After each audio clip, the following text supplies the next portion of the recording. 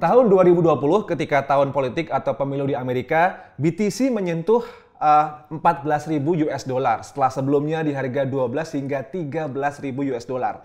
Nah, ini sebenarnya gimana sih pengaruh pemilu di Amerika dan juga mungkin pengaruh pemilu di Indonesia nanti terhadap pergerakan mata uang kripto, khususnya adalah Bitcoin. Halo teman Indudax dimanapun berada, senang sekali kita berjumpa lagi dalam podcast Indudax Academy. Kali ini bersama saya, Yusi Satria.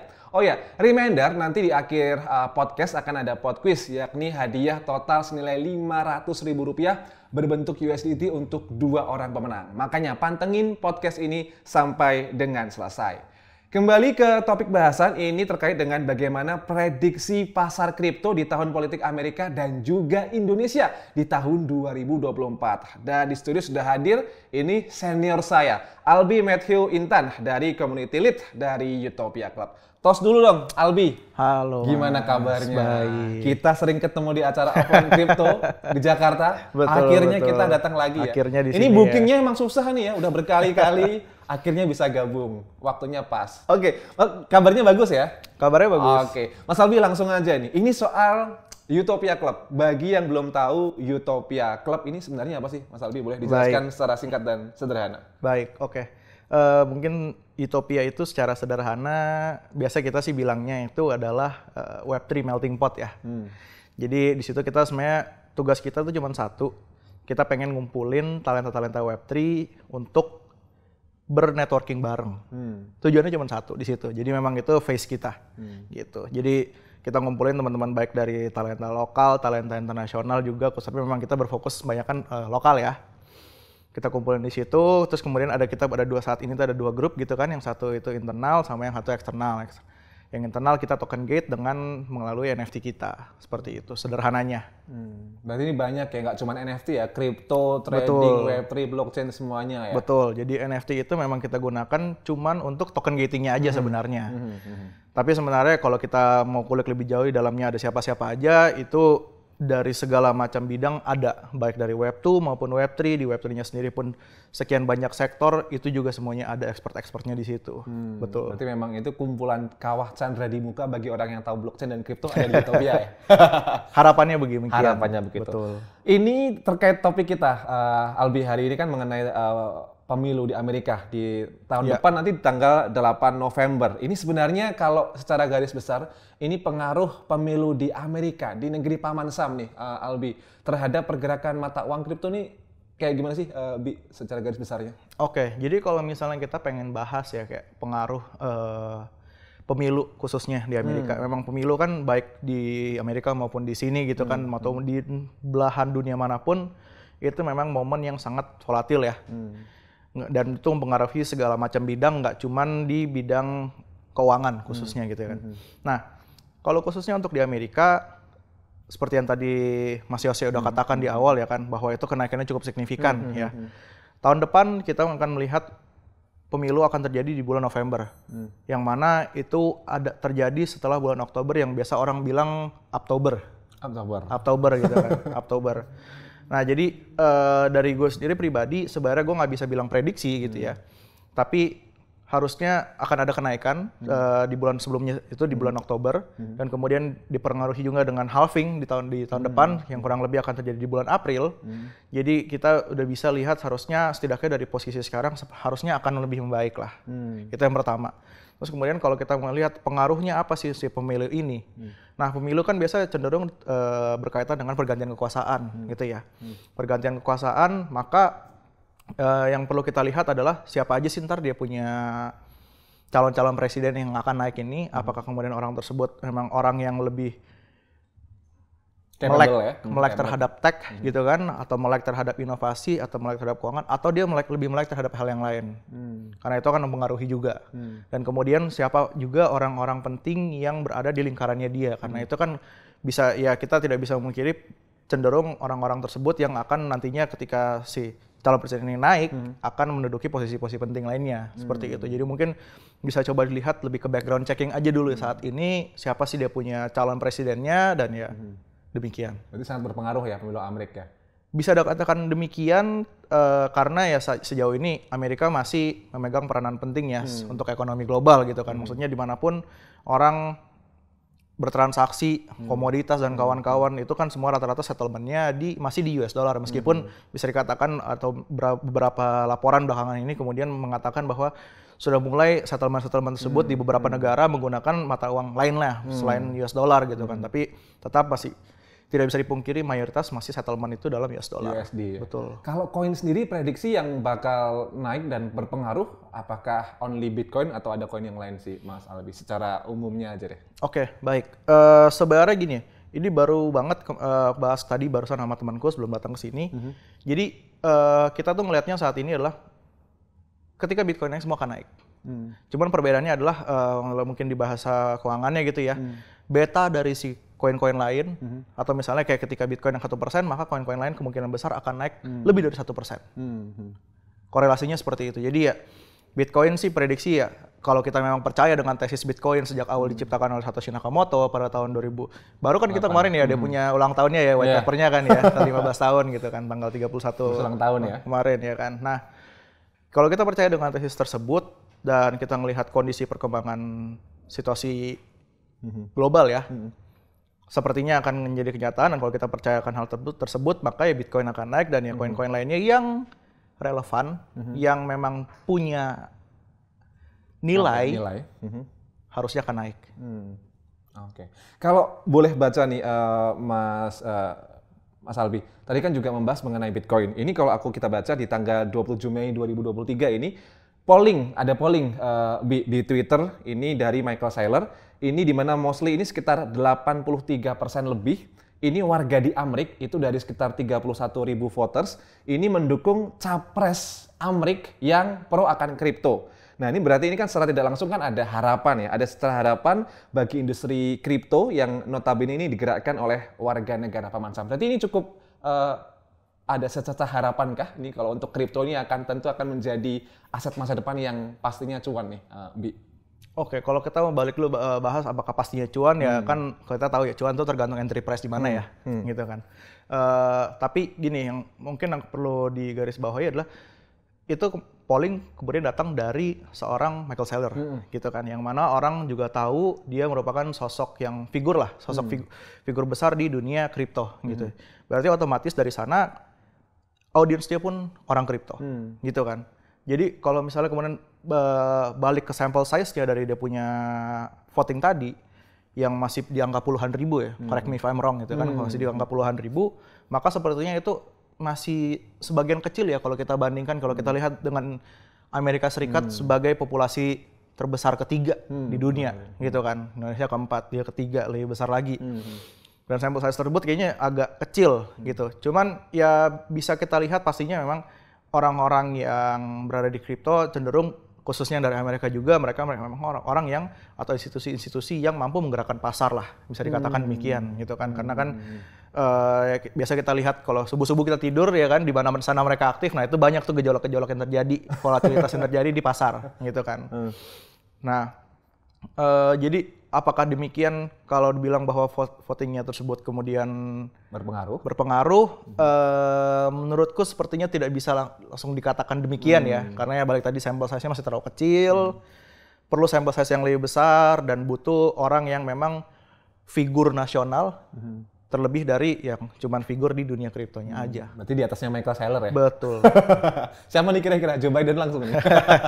Oke. Ini sebenarnya Bi, ini gayung bersambut ya. Ini ketika dari keinginan warga Amerika Serikat, dari warga USA, langsung direspon nih Bi, oleh politikus. Ada dua. Kan di Amerika kita tahu ya, ada dua partai, ada Partai Demokrat, satunya lagi juga ada partai yang berseberangan, yakni Partai Republik. Betul. Hanya ada dua partai. Kalau sini kan partainya macam-macam ya. Macam-macam. Ada kuning, biru, merah.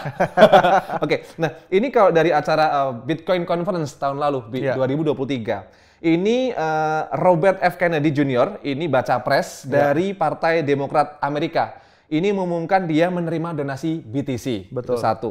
Yang kedua, itu dari Demokrat, dari Republik. Baca pres dari Partai Republik, ini Vivek Ramaswamy, ini juga dalam acara yang sama, Bitcoin Conference 2023, ini membuka donasi via BTC. Nah, ini sebenarnya apa yang terjadi? Apakah ini pemerintah AS atau Amerika Serikat ke depannya ini akan lebih cenderung pada pro kripto kah? Karena kan kita tahu sempat ada XRP, SEC kemarin ya. Ini kan juga gonjang-ganjing. Emang sudah akan pasti tendensinya pro ke kripto ya, Bi? Baik, kalau misalnya kita mau bahas apakah kripto ini kemudian atau Bitcoin akan berperan penting terhadap keuangan ke depannya, menurut saya pribadi ya, opini pribadi, iya. Karena namanya Bitcoin ini kan dia sangat lekat dengan namanya teknologi. Dan yang seperti kita tahu, sejak kapan di dunia ini perkembangan teknologi bisa dibendung. Berarti berdasarkan asumsi tersebut, berarti it's a matter of time aja sebenarnya untuk kemudian diadopsi.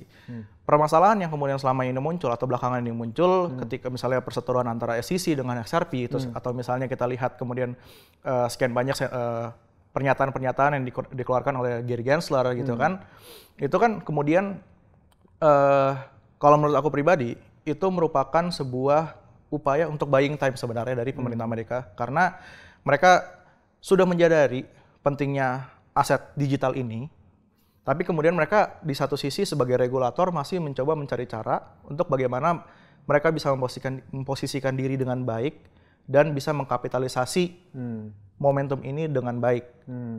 Serupa lah misalnya seperti yang terjadi di Indonesia. Dan di negara lain, kayak di sini kan kemarin baru diresmikan ya yang CFX itu kan CFX ya kan. Itu kan merupakan salah satu upaya juga dari pemerintah Indonesia.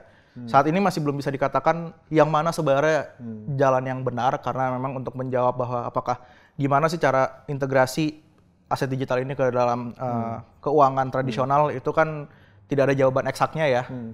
Bukan soal matematika itu kan, banyak banget, dan seluruh dunia pun tidak ada negara satupun yang sudah tahu gimana caranya atau jawabannya. Semua masih mencoba, semua masih bereksperimen. Cuman ya satu hal yang bisa dinilai, bisa dilihat bahwa ya semua negara sudah melihat bahwa ini barang berpotensial dan gimana caranya ya kita integrasikan, kita bikin regulasinya, kita bikin frameworknya, kita bikin sandbox-nya untuk perkembangan-perkembangan yang berkaitan dengan aset-aset digital ini. Berarti emang aset digital itu emang udah pasti akan ke depan akan cerah ya? Berarti udah mulai DCA dari sekarang ya? Udah mulai nyicil ya? Bisa nyicil ya? Bisa nyicil mungkin buat teman-teman yang udah memang percaya gitu dan benar-benar paham ya gitu kan. Balik lagi kan seperti yang biasa kita kenal, Dior ya. Do your own research gitu kan. Tapi ya benar-benar please do your own research. Gitulah ya kan. Terima kasih Albi. Tetap akan Dior ya? Betul. Oke. Nah sebenarnya kalau ini Bi, kita juga flashback ya, kita kan di tahun depan ini kan dari presiden yang saat ini, Joe Biden kan masih ada peluang lagi nih Bi untuk periode kedua. Betul sekali. Masih ada peluang di periode kedua, karena juga kita tahu Joe Biden juga sempat menjadi wapresnya Barack Obama, presiden ke-44. Nah kalau dari sudut pandang Abi yang mewakili Utopia, ini perspektif dari Joe Biden ini apakah dia tendensinya juga pro atau lebih kontra sama kripto sih, Bi, untuk si Pak Joe Biden ini? Baik, kalau misalnya untuk Joe Biden, sepertinya aku akan balik lagi tadi ke pernyataan sebelumnya bahwa ya apapun itu stance dari si presiden yang akan naik nanti di tahun depan, baik dia terpilih kembali atau akan menjadi presiden terbaru, ya kan, itu tetap akan masih buying time sih. Masih buying time untuk gimana caranya mereka bisa integrasi, karena ya balik lagi bahwa kalau kita lihat laporan belakangan ini hegemoni US dollar udah mulai goyang ya, udah mulai goyang. Cuman memang masih belum signifikan banget lah bisa dikatakan demikian kan. Cuman sudah mulai goyang, maka ya dari mereka tentunya pasti akan mencoba berupaya sekian banyak cara, either untuk mempertahankan US dollar atau kalaupun US dollar pun digantikan, gimana caranya mereka bisa mengkapitalisasi atau tetap mempertahankan power yang mereka miliki atas si reserve currency inilah, yang mana digadang-gadang akan merupakan si Bitcoin ke depannya, gitu kan. Jadi ya dari gue sendiri masih ngelihat bahwa kayak siapapun yang akan terpilih sebenarnya masih akan wait and see, karena proses ini panjang dan multifaset banget gitu kan. Jadi tentunya perkara integrasi perlu dilakukan juga perlahan-lahan. Jadi siapapun yang naik, sepertinya menurut aku pribadi masih kita butuh melihat, menunggu hingga mungkin pemilu selanjutnya, baru bisa lebih pastilah. Itu menurut gue pribadi. Pemilu selanjutnya berarti di tahun 2028 kah? Betul. Atau nanti setidaknya 2028 akan lebih clear lah. Lebih clear ya? Dibanding sekarang. Betul. Berarti yang tadi Albi bilang ini masih terus digodok, masih sandbox terus ya? Betul. Karena itu kan prosesnya panjang, dan ya kita tahu lah bahwa kenapa mata semua orang atau bahkan dari regulator pun ngelihat ke sini kan terjadi karena peristiwa 2020-2021 kemarin, ya kan, COVID, terus kemudian negara cetak duit untuk memutar ekonomi gitu kan. Terus kemudian akhirnya buat orang-orang yang berada di atas sana gitu kan, ya mereka punya kelebihan dana apa segala, akhirnya lari ke aset ini, booming. Jadi kalau gue pinjam bahasa teman gue ya, orang-orang kena doping lah kemarin gitu kan. Kena doping ya. Kena doping, naik, terus kayak euforia sesaat, terus kemudian reality checks in gitu kan, masuk, dan ya udah banyak yang terjadi lah. Kita udah tahu kemarin di tahun 2022, 2023 ini pun banyak banget kan peristiwa-peristiwa baik yang baik dan buruk yang terjadi gitu kan. Dan fungsi dari regulator kan adalah mencegah hal-hal tersebut lah, atau setidaknya ya mereka bisa ada gimana sih mereka bisa preventif atau kemudian aksi reaktifnya gimana gitu kan. Tapi kan saat ini kan belum ada. Nah, jadi ya seperti kita masih akan ngelihat ke sana dulu. Memang kiblatnya selalu Amrik ya. Nah, itu kalau kiblatnya selalu Amrik nih kalau kita lihat ya, Albi. Nah, itu kalau pemilu di Amrik. Nah, kalau pemilu di dalam negeri, di Indonesia, itu apakah ada semacam berpengaruh juga terhadap pergerakan pasar kripto, mungkin kripto di tanah air, Bi? Oke, kalau misalnya kita mau lihat khususnya di Indonesia gitu ya, pemilu di sini ya. Yang jelas ya memang pemilu di sini tidak akan banyak berpengaruh dengan kondisi pasar global. Jadi kemudian apa yang bisa dipengaruhi? Yang bisa dipengaruhi kemudian adalah berarti mungkin lebih ke adoption rate-nya. Berapa banyak sih? Berarti kita bisa ngeliat metrics-metrics atau proxy-proxy dari berapa banyak kemudian investor kripto yang terdaftar. Apakah angka tersebut akan naik? Seperti itu. Atau kita juga bisa lihat volume transaksi gimana sih di setiap exchange, apakah naik lagi atau gimana. Itu mungkin metrics-metrics yang bisa dipengaruhi oleh dengan adanya presiden yang baru yang akan terpilih di tahun depan. Gitu. Nah, kemarin juga ada, kalau kita sempat lihat ada salah satu KOL lah gitu ya, yang kemudian bilang bahwa kayak kalaupun ada yang pro dengan kripto, dia akan ready untuk support, dan kemudian ya berdasarkan data ada sekitar 17 atau 20 juta ya kalau nggak salah ya investor kripto gitu kan di tanah air yang kemungkinan besar akan ready untuk support. Cuman menurutku pribadi sepertinya agak gampang ya kalau misalnya kita mau lihat atau misalnya kita memutuskan pilihan siapa sih presiden kedepannya cuman berdasarkan hal tersebut gitu kan. Karena kan untuk menjadi sebuah presiden itu kan banyak banget hal yang dia mesti pahami gitu kan, banyak banget hal yang dia mesti urusin, yang mana itu nggak cuma kripto doang gitu. Mungkin lebih baik sejujurnya menurutku pribadi kalau siapapun yang terpilih nanti, salah satu fokusnya adalah meningkatkan literasi keuangan. Karena dengan itu menurutku yang lebih penting saat ini, karena ya kalau dengan meningkatnya literasi keuangan, maka otomatis yang lain pun akan terbawa naik juga dengan sendirinya. Ini karena masih bahas pemilu dalam negeri nih, Bi. Sebenarnya untuk Pilpres ada 3 calon yang kita sudah tahu juga 3 calon yang akan maju menjadi kontestan di Pilpres. Sebenarnya seberapa penting para capres dan cawapres ini memahami soal blockchain, kripto dan turunannya, Bi? Seberapa penting untuk di tanah air untuk detik ini? Oke, kalau kita membahas seberapa pentingnya, mungkin dari kita pakai skala aja gitu ya, mungkin satu yang paling nggak penting, 10 yang paling penting gitu ya. Mungkin menurutku pribadi itu ada di angka 7 atau 6 lah. Satu sih. Karena kenapa bisa di angka tersebut? Kenapa nggak paling penting atau misalnya nggak penting bahkan? Karena ya menurutku pribadi blockchain secara teknologi bisa menyelesaikan banyak masalah. Cuman memang saat ini terkendala oleh infrastruktur yang ada di blockchain itu masih sangat-sangat terbatas. Banyak yang belum ready. Nah, kemudian kalau misalnya mereka menganggap ini penting, maka tendensinya adalah akan ya udah kita fokus ke sini. Sementara kan balik lagi tadi yang katakan bahwa ngurus negara tuh bukan persoalan lu paham Bitcoin apa enggak. Lu masih paham sekian banyak hal selain Bitcoin. Betul, atau kripto gitu kan. Banyak banget yang mesti diurusin. Jadi ya penting sekedar untuk ya udah keep in touch aja dengan apa sih perkembangan inovasi teknologi yang sedang terjadi gitu kan. Apalagi perkembangan-perkembangan yang sekiranya bisa di-solve melalui si teknologi ini, gitu. Jadi menurut gue pribadi yang penting ya itu di situnya, gitu. Jadi tapi kemudian apakah kemudian menjadi penting untuk tahu banget? Ya dia kan punya staf ahli ya, namanya atau staf khusus gitu kan yang kemudian bisa memberikan rekomendasi atau info-info lebih lanjut terkait hal ini. Nah itu mungkin buat staf ahli atau staf khusus yang lebih penting skalanya gitu. Mungkin mereka di angka 8, 9, atau 10 lah gitu dibanding si presiden ini sendiri. Berarti mungkin ada satker khusus yang menangani semacam blockchain dan turunannya. Mungkin nanti juga bisa diintegrasikan dengan adanya CBDC kali ya. Atau ada kan kita bisa dari jadi. BI kan juga mau perlu nggak nanti ketika nanti presiden yang terpilih kemudian membuat satuan kerja khusus atau satker dan sebagainya, kemudian dari blockchain ini diintegrasikan dengan CBDC. Apakah cukup perlu juga, Bi? Oke, kalau misalnya dikatakan perlu atau enggak, sebenarnya itu masuk lagi ke skala prioritas lagi ya ini. Karena tentunya para calon presiden atau baca pres sekarang itu kan udah mengantongi ya sekian banyak isu-isu yang dihadapi oleh Indonesia gitu kan. Yang mana ya mungkin gue sebagai orang yang hidup dari Web3 lah gitu dikatakan ya, nggak tahu apa aja sih isu-isu yang dialami oleh Indonesia ya kan.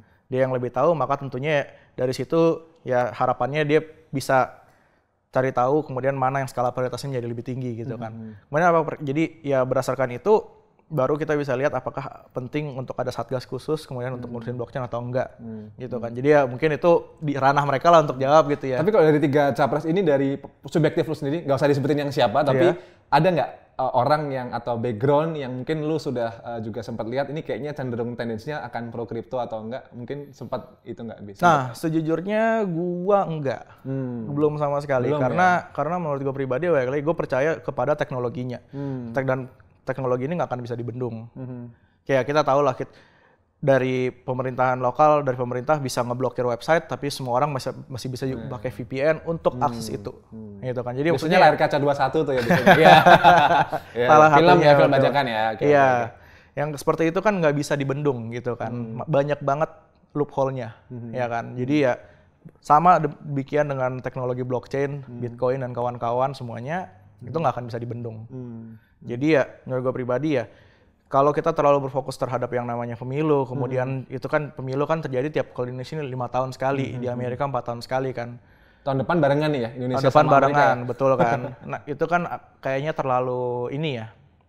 Apa, terlalu mepet terlalu juga? Tendensius? Capek. Capek ya? Capek, karena kayak masa setiap 4 tahun kita mesti revisit lagi tesis kita, gitu kan. Iya.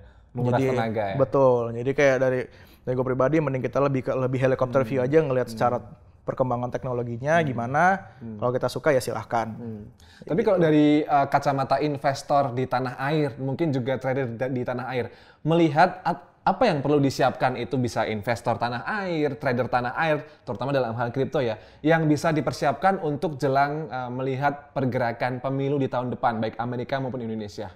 Mungkin ada saran khusus buat trader atau investor, apa yang bisa disiapkan atau mungkin mitigasi biar nggak ada resiko kerugian atau kayak gimana, Bi? Dari kacamata lu sendiri gimana? Sebenarnya balik lagi tadi yang seperti gue katakan ya, kalau misalnya kita pengen bahas khususnya pemilu, agak redundant mungkin ya. karena gini. Bukan berarti nggak berpengaruh. Cuman kalau kita cerita ini para investor itu harusnya punya time frame yang panjang. Nggak cuma 1 hari, nggak cuma 1 tahun, bisa belasan, bisa puluhan tahun bahkan.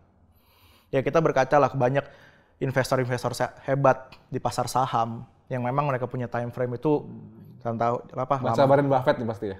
Salah satunya gitu kan, salah satunya. Nah, kemudian kalau untuk trader gimana? Kalau untuk trader ya pastinya akan ada volatilitas. Gunakan volatilitas tersebut sebagai teman baik kalian as a trader.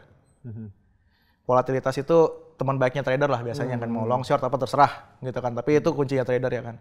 Sementara kalau kalian mau investor ya udah, ngapain kalian peduli sama momen-momen yang muncul.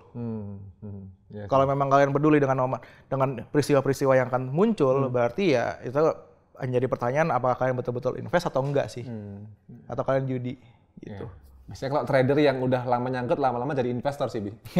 Terpaksa jadi investor. Banyak ya, terpaksa jadi investor. Oke, Bi, terakhir. Mungkin ada closing statement nih, Bi, dari materi kita hari ini soal persiapan pemilu di Amerika di tahun depan, juga Indonesia mungkin. Atau closing statement, ataupun juga mungkin ada pertanyaan yang terlewatkan di hari ini, Bi. Silahkan, Bi. Oke, baik. Jadi berkaitan dengan pemilu tahun depan, kemudian perkembangan teknologi blockchain yang saat ini sudah sedemikian pesatnya ya, kalau kita lihat dalam kurang lebih 2 tahun belakangan ini ya kan, dibanding tahun-tahun sebelumnya gitu kan. Maka dari gue adalah kita amati aja dulu. Kita amati, karena ya ini barang masih baru. Nggak ada yang tahu gimana cara menyikapinya. Kalau ada yang tahu gimana cara menyikapinya, gue akan skeptis. Semua orang masih mencoba untuk mencari tahu gimana cara menyikapi barang ini. Baik di lokal di Indonesia, tanah air, ataupun secara global gitu kan. Jadi ya dari gue adalah kita amati dulu, kemudian nanti siapapun yang terpilih, apa dia punya kebijakan, kita amati dulu. Karena ya menurut gue pribadi, at the end of the day, ketika mass adoption terjadi, orang tuh nggak akan perlu tahu, oh ini belakangnya tuh blockchain ternyata. Kayak sederhananya kita saat ini buka website, kita nggak perlu tahu dia pakai JavaScript atau enggak, gitu kan. Kita nggak perlu tahu, tapi kita udah bisa pakai ini. Kita nggak perlu tahu kita denger lagu tuh MP3 atau MP4. Sama dengan blockchain. Jadi ya itu aja paling dari gua. Jadi banyak-banyak kita belajar, banyak-banyak kita riset ya, biar kita Betul. nggak ketinggalan jalan.